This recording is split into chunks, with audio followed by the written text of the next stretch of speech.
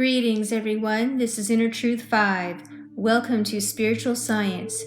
Today, I'm going to be talking about vegetarianism in Buddhism and how Lord Buddha teaches to become vegetarian. And for this information, the source is coming from Tibetan Buddhist Monastery and Center for World Peace and Health.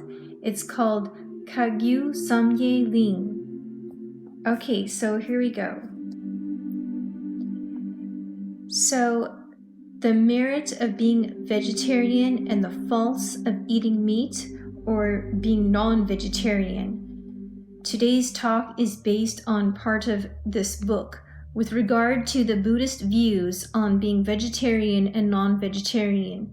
Here is what the book said. According to the Hinayana tradition, one is allowed to eat only the 3 kinds of clean flesh. Other kinds of meat are strictly forbidden. Now in Thailand and other Southeast Asian countries, the Sangha still upholds this practice. They think that not eating meat at all is to follow the decree of Devadatta.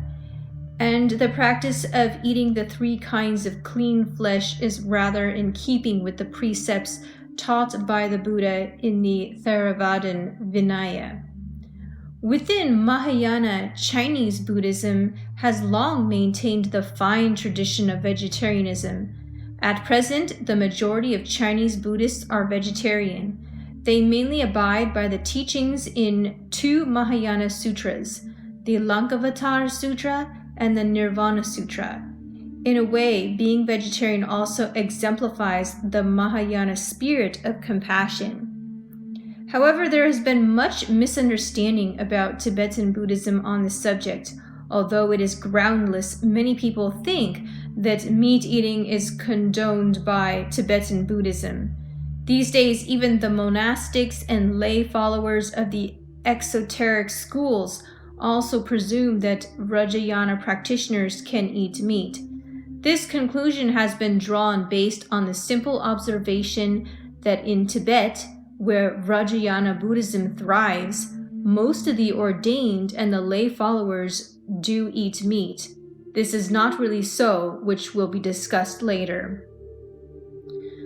Vajrayana Buddhism was developed in 2 stages, the first and the second propagation periods. The period of the first propagation refers to Nyingmapa, whose central teachings is Dolsgen, or Great Perfection. The Tantras of Great Perfection specify clearly that no meat eating be allowed. The period of the second propagation refers to Gelugpa, Gakyupa, Sakyapa, and all the other schools of Vajrayana Buddhism in Tibet except Nyingmapa.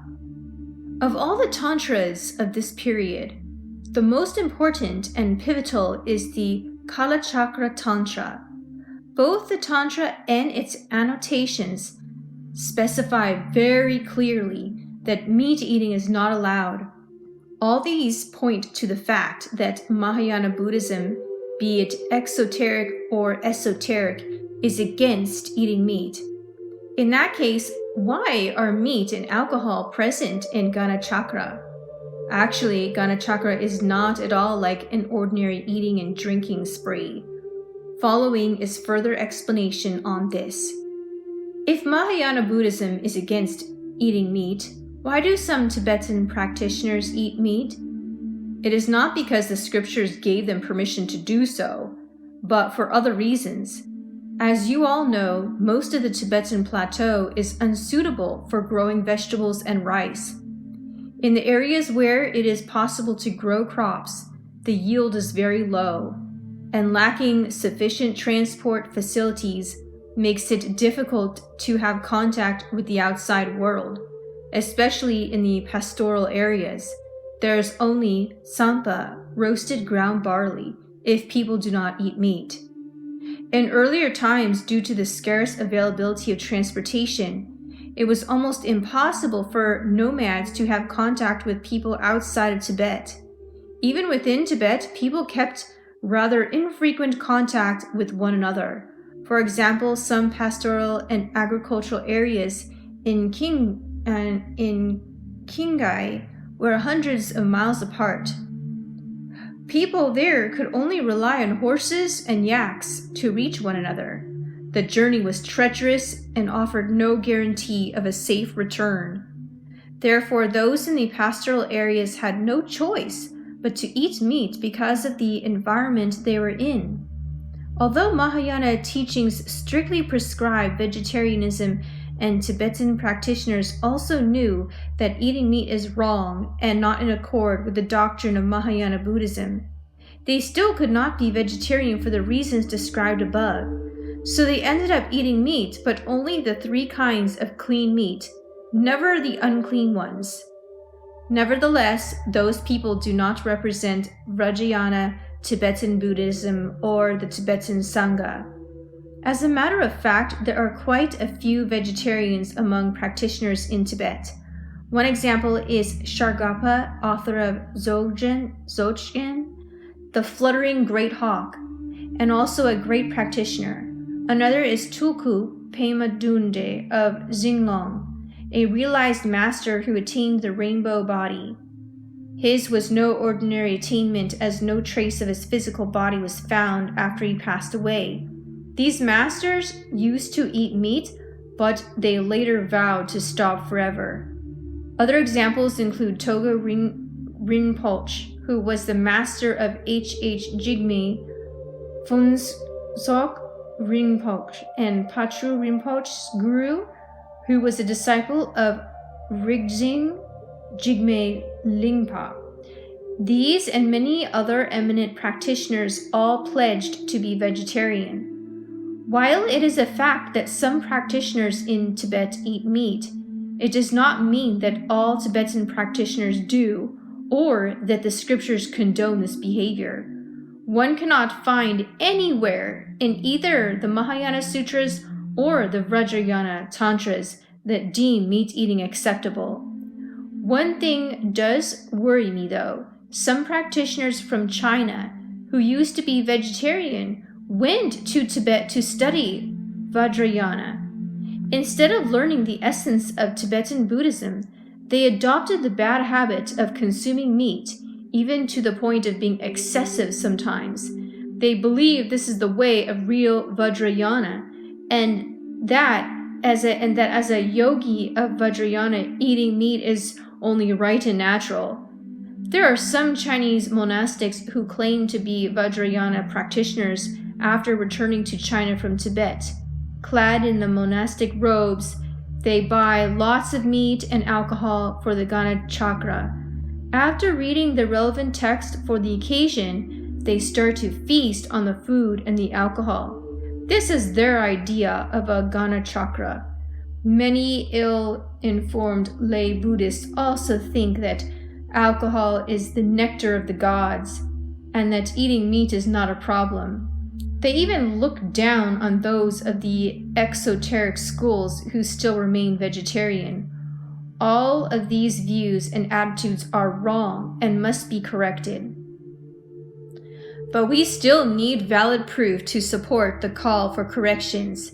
This we will discuss from the perspectives of the 3 vehicles, Hinayana and the exoteric schools of Mahayana and Vajrayana.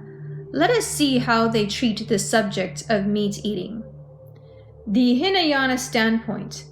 According to the Theravada Vijnana, during the time of the Buddha, there was a lay person, a village head, who had many hunters working as his subordinates.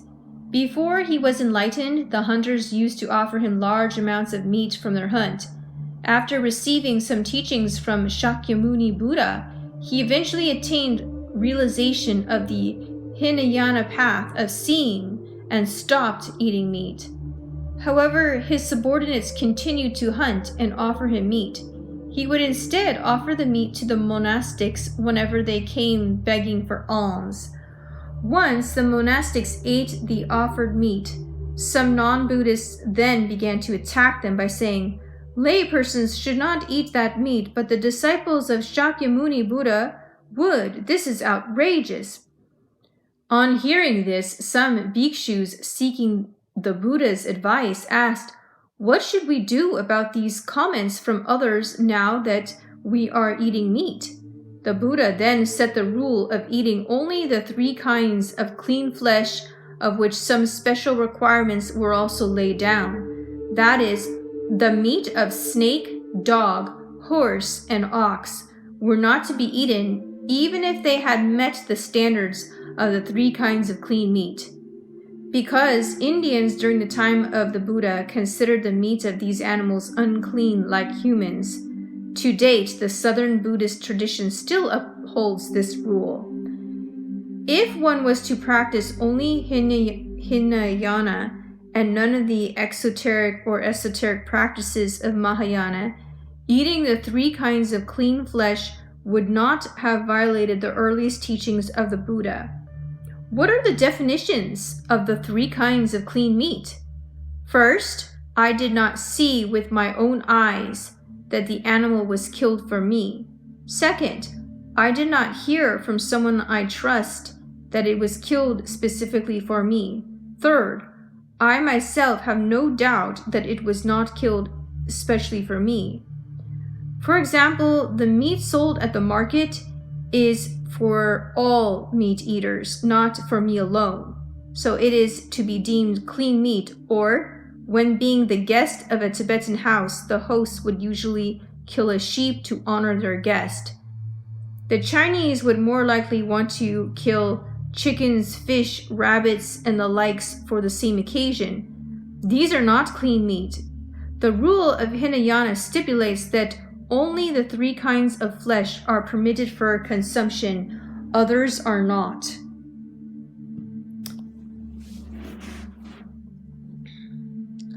The Mahayana standpoint.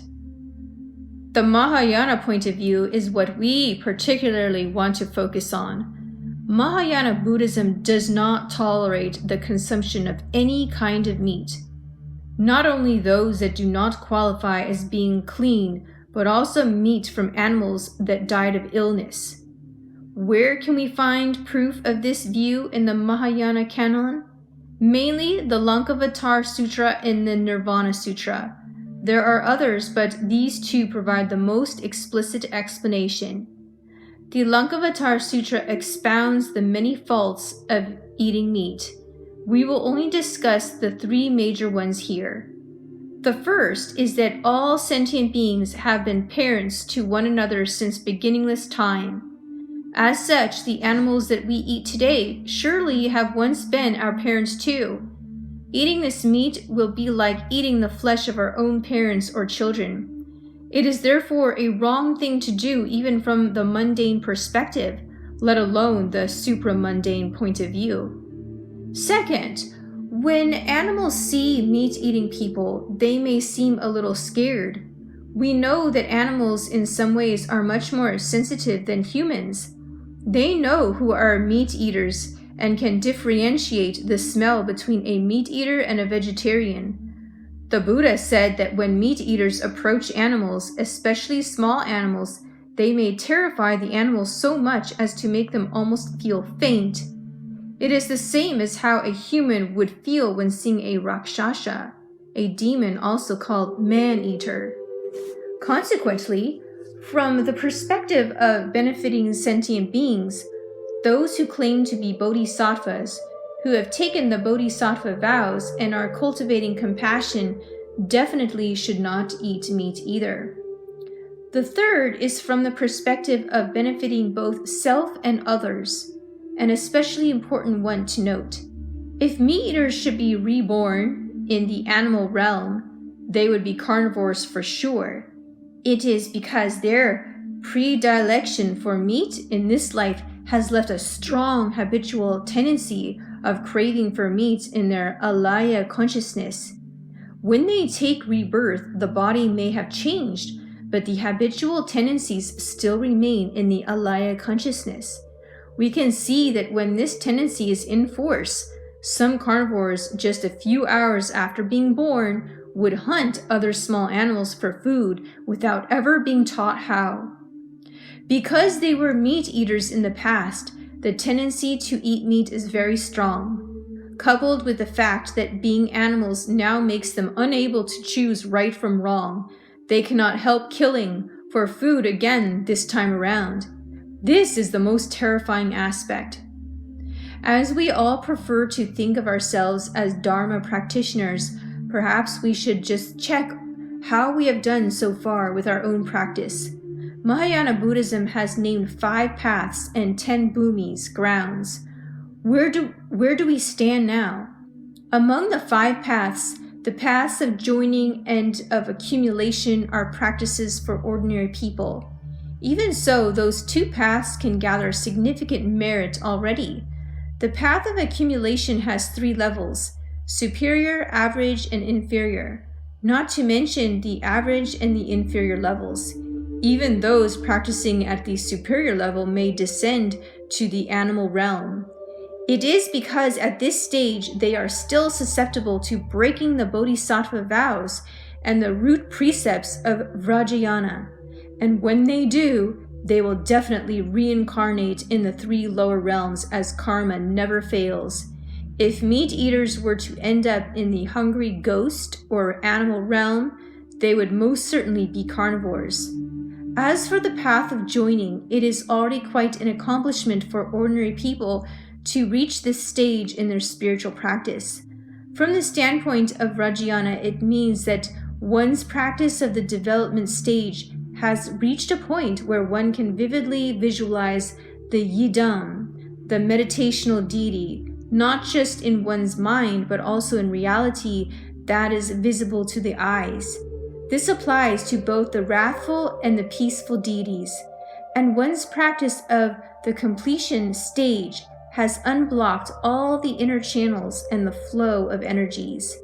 In terms of realization of emptiness, one has attained quite an advanced state that is only just short of having actualized great clear light.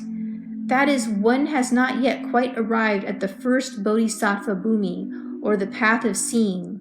Even so, it is stated very clearly in the scriptures that if such a practitioner should violate the Vajrayana root precepts without repentance, he or she would still be reborn in the lower realms. Are we now on the path of accumulation, the path of joining, or not even on the path at all?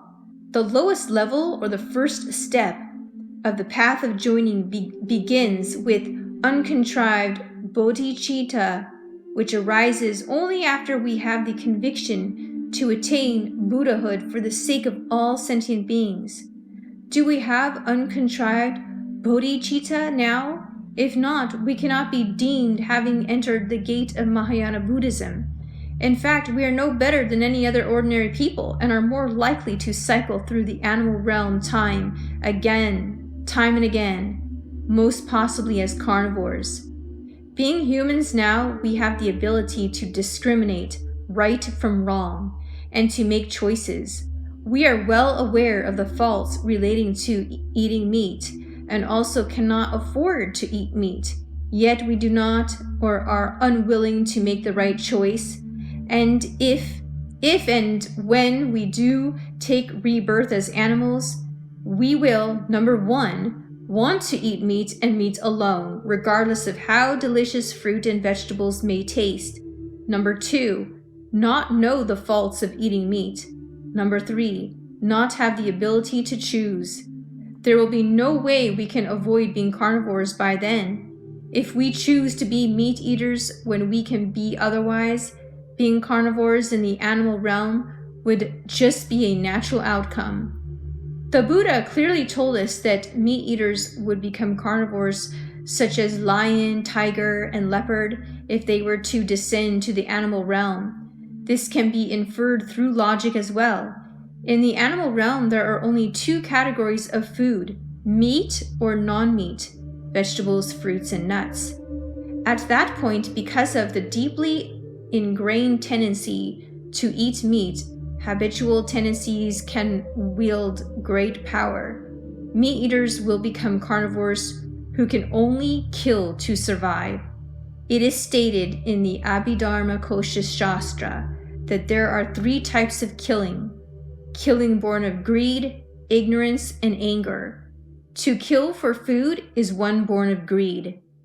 We have all watched on Animal World film series how many lives some carnivores need to eat within a 24-hour period. For example, the blue whale, the largest known animal species in the world, can eat up to 4 tons of krill each day during the feeding season, and these are just one day's provisions. A life eaten is a life taken and a negative karma fully committed. In its entire life, the blue whale never once would chant the Buddha's name or practice virtue. If it lives to be 100, it will have committed such negative karma for 100 years. Can you imagine what will happen to it in its next life? The Buddha told us in the Vinaya that life proceeds in 4 separate directions: from light to light, from light to darkness, from darkness to light, and from darkness to darkness.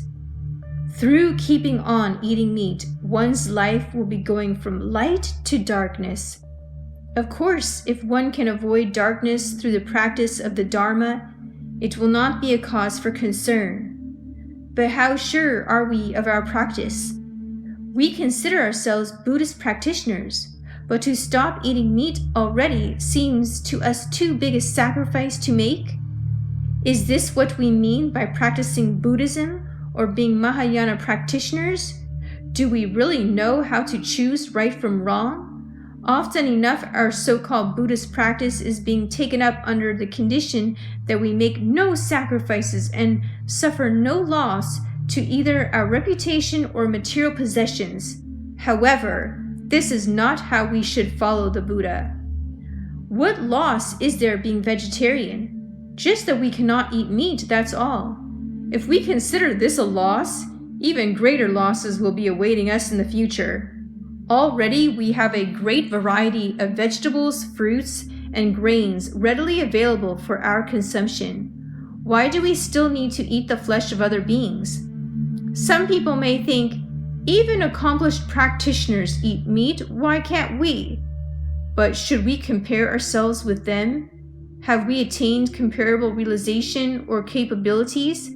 If the answer is yes, then go ahead and eat meat. If not, reconsider your action. The ways those accomplished practitioners used to deliver sentient beings from samsara are sometimes beyond imagination.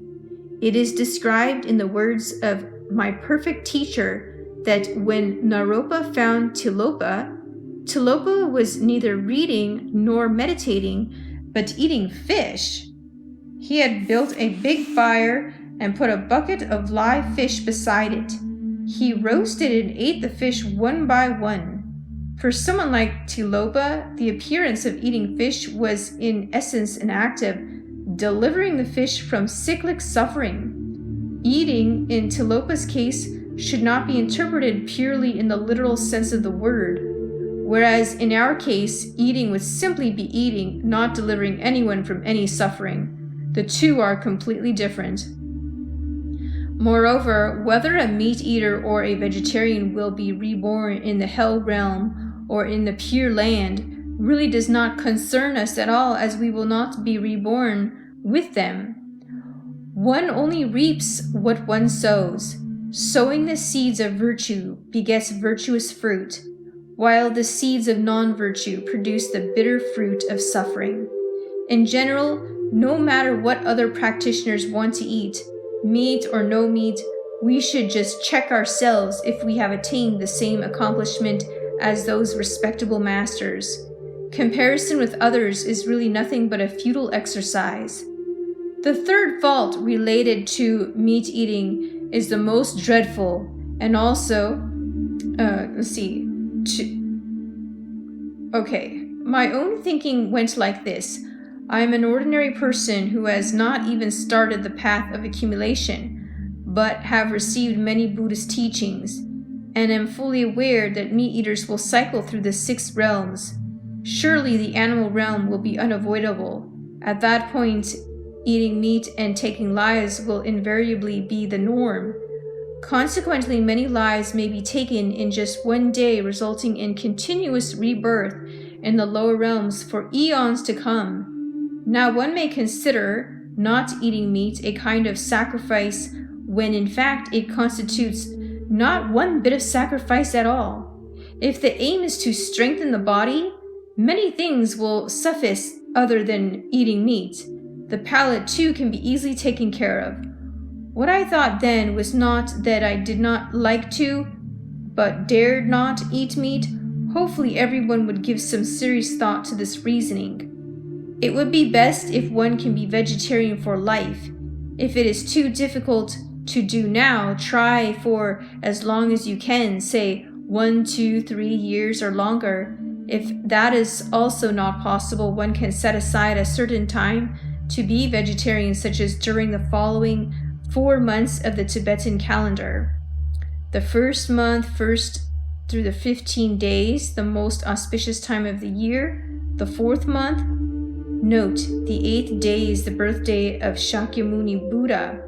The 6th month, the 4th day is Buddha's turning the wheel of the Dharma.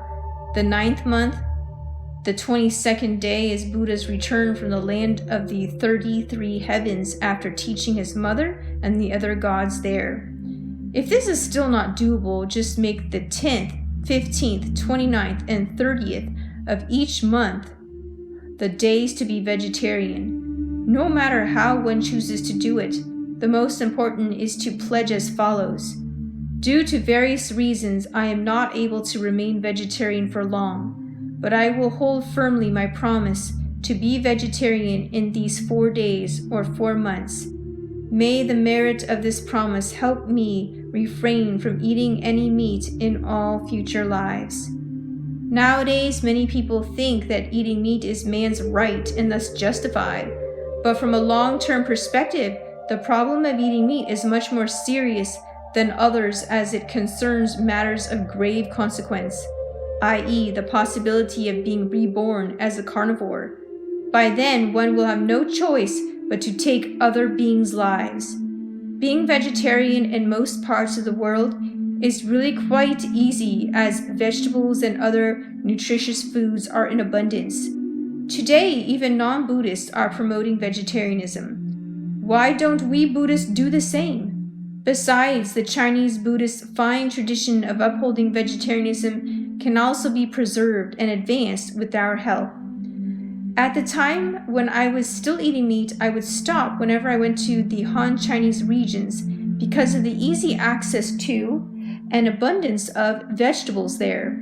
I found no reason to eat meat at all. If there's concern for insufficient nutrition, dietary supplements are always available. Therefore, I hope everyone will make an effort to be vegetarian whenever possible. Buddhist practice is something that should be undertaken step by step. As ordinary people, we cannot hope to reach a certain stage in our practice, say accomplishing the path of accumulation in an instant or an hour. So the right thing to do is to proceed step by step so that liberation may eventually be attained. Above are some of the reasons stated in the Lankavatara Sutra. How does the Nirvana Sutra deal with this subject? As the Buddha was entering nirvana, he laid down another precept. He said, "When I was propagating the teachings of Shravakayana, early school of Buddhism, eating the 3 kinds of clean flesh was allowed. But from now on, eating meat of any kind should be banned for practitioners of all schools. Since then, bhikshus and bhikshunis of Hinayana tradition have not been allowed to eat the 3 kinds of clean flesh either. Notwithstanding, exception is allowed. If someone is gravely ill and by doctor's order, he or she must eat meat or else may die, and if this person's death will cost the benefits to sentient beings and the spreading of the Dharma because no other person can give the same teachings, provide guidance, and so on, then the patient is allowed to take meat as medicine. At this point, meat is no longer deemed ordinary food. Clearly, Mahayana does not allow meat eating, not only the 3 kinds of clean flesh, but also all other kinds of meat are forbidden, including those from animals that have been killed for human consumption and those which died of natural causes. This is the view of the Nirvana Sutra. A disciple also asked the Buddha, "How come the 3 kinds of clean flesh were allowed during the first turning of the wheel of Dharma, but not now?" The Buddha replied, "Precepts are like stairs, going up 1 step at a time. During that time, some people who had the chance and the capacity to learn Buddhism came for the teaching, asking them not to eat any meat right away, which they were unable to comply with, would have created obstacles to their practice. So out of compassion, the Buddha initially permitted them to eat the 3 kinds of clean flesh. Afterwards, through gradual guidance, they were led to quit meat altogether." The Vajrayana standpoint. In Vajrayana, especially stated in the stanzas of the Kalachakra Tantra, it is very wrong to eat meat. Karma of many people sharing the meat of one animal is grave enough. Karma of one person consuming many small animals is much, much worse. For example, processed meats like sausage, hot dogs, luncheon meat, etc. are very often made from the meat and organs of various animals. Eating these kinds of meat would produce tremendous negative karma, tantamount to the one committed by eating many lives. It is Vajrayana's view that all Mahayana practitioners must refrain from eating any kind of meat. Many people have questioned, according to the Buddhist doctrine, it is wrong to eat meat and drink alcohol, but isn't it true that Vajrayana practitioners have been taught to regard and accept alcohol and meat as the sacramental substances of samaya?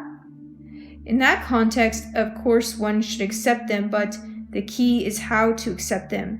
Suppose there is a strong poison that can easily kill any ordinary people who take it. However, a practitioner, through nothing but the power of practice, not only survives the poison, but also sustains no residual effect. In this case, if one's practice has afforded this level of capabilities, taking alcohol, meat, or tea would not make any difference. But for us ordinary people, it does make a difference, and thus we are advised against taking meat and alcohol. In Vajrayana, the proper way for ordinary people to accept these sacramental substances of samaya, is through visualization practice, not to actually eat meat or drink alcohol. What then should we do about the meat and alcohol offered in the Ganachakra? If we refuse totally, we will break the vows associated with the 14 root downfalls of Vajrayana. Instead, we can partake of a tiny bit of meat the size of a fly's leg. This way it neither means eating meat in the conventional sense, nor rejecting the sacramental substance of samaya from the perspective of Vajrayana. As for alcohol, we can just dab a little with the ring finger on the lips. Acting this way will prevent us from breaking the samaya or Vajrayana or the vows of Bodhisattva and Pratimoksha. All 3 will be kept intact. If you are given a big piece of meat during the Ganachakra, just take a piece no larger than the size of a fly's leg and give the rest back. If too much alcohol is poured into your palm, of course tell them beforehand not to pour so much. Just dab a little on your lips with a finger and dispose of the rest. Never allow yourself to freely chew down on chunks of meat or gulp down alcohol. Furthermore, it is stated very clearly in the Great Perfection that the meat to be offered for the Ganachakra cannot be from animals that were killed and sold in the market for human consumption, as those are considered unclean. Instead, one should use the meat of animals that have died of natural causes, like disease, fire, earthquake, lightning strike, etc. Only these kinds of meat are deemed clean and suitable for the Ganachakra. According to the Mahayana teachings, the distinction between clean and unclean meat is this. The meat of animals killed for human consumption is unclean. Those from animals died of natural causes are clean. So this is very important. So look at this. So all the meat that people are eating currently is unclean because it's all been slaughtered in the slaughterhouses. It's all been killed for human consumption. The kind of meat that they're talking about that is considered clean is an animal who dies of natural causes. Who, in this present day, is eating an animal that has died of natural causes? Practically nobody. So still, partaking of clean meat is not allowed. This is the view commonly held by both exoteric and esoteric Buddhism, and we should always be mindful of the proper way to prepare for the Ganachakra by using only clean meat. Vajrayana also holds that the butcher and the person buying the meat are equally guilty of killing lives. It is the same logic as paying the workers to repair a stupa, whereby in our minds we would gather all the merit since the money is from us. Likewise, the animals are not killed by us personally, but the butchers. Nevertheless, it is primarily due to our need to consume meat that drives the butchers to kill. In other words, we pay the butchers to kill. One may argue, we never asked them to kill, but will the butchers kill if they do not expect to be paid? Normally, the relationship between the butchers and the animals is not one of hate. The animals have never hurt these people nor broken any law. Money is no doubt the ultimate motive, and it comes from us. We can be said to be the instigators of the killing. If there's merit to be had in paying workers to repair your stupa, by the same token there are faults in paying others to kill. This is the view of Vajrayana, but it also makes a lot of sense even from an ordinary person's point of view.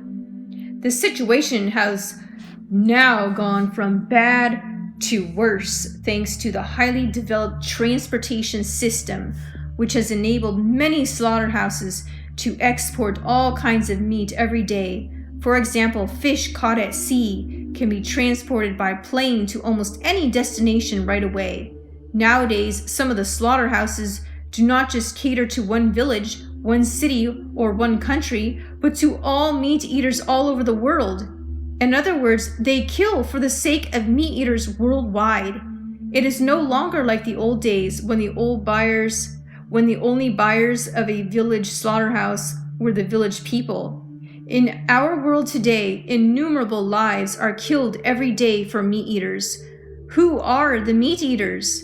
We should know that some of us belong to that group. This means slaughterhouses in many countries are presently killing tens of thousands of animals for our sake. It is a terrifying spectacle indeed, as is said in the scriptures as well. On the surface, it seems that eating meat should not cause much concern, but that is not the case after careful consideration. It, in fact, hurts oneself as well as other beings. With this in mind, we must resolve to do right for all concerned. Although Vajrayana requires its practitioners to accept 5 meats and 5 nectars as part of the practice, beginners must stay away from them and use instead visualization or some herbal medicine as substitutes. If not, plainly eating meat and drinking alcohol will create huge demonic obstacles to one's practice. What does demonic obstacle mean? On hearing this term, many people instantly picture a human or non-human being with eyes, ears, multiple heads, and hands. These are actually just petty demons. The king of demons that would obstruct our practice is nothing other than the habit of eating meat. Such is the view of Vajrayana. So who says that eating meat is permissible within Vajrayana? Depending on each person's own condition and capacity, all of us should at least try to be vegetarian from now on. The length of time to be vegetarian is a personal decision, but the longer the better. Our motivation, though, should be different from that of the non-Buddhist whose primary concerns are mostly health-related, rather than considerations for future lives or compassion for other sentient beings, we will not only stop eating meat, but should also vow not to eat meat ever again. Without the vow, simply to stop eating meat would not be deemed a virtuous deed on its own. The vow should go like this: by the merit of quitting meat now, may I never eat meat again in all future lives. If I were to be reborn as an animal, I would hope to be an herbivore, never a carnivore. With this, even if we should end up in the animal realm, we would not eat meat and not hurt any beings, including ourselves. Most of the monastics in China have long kept the tradition of being vegetarian. We rejoice in their virtue and praise their upholding the tradition. Hopefully both the lay and the ordained practitioners of Vajrayana will also carry on this good practice. All right, so that is vegetarianism in Buddhism. Mahayana Buddhism is the most direct meaning of Buddhist teachings. Lord Buddha absolutely does not sanction eating meat at all. And it is best to avoid it. It's best for yourself, it's best for the animals, and it's best for future lives. So it's a very serious thing, and I just wanted to share this with you so that you can make a wise decision for yourself. And thanks for listening, everyone. You all have a beautiful, blessed day.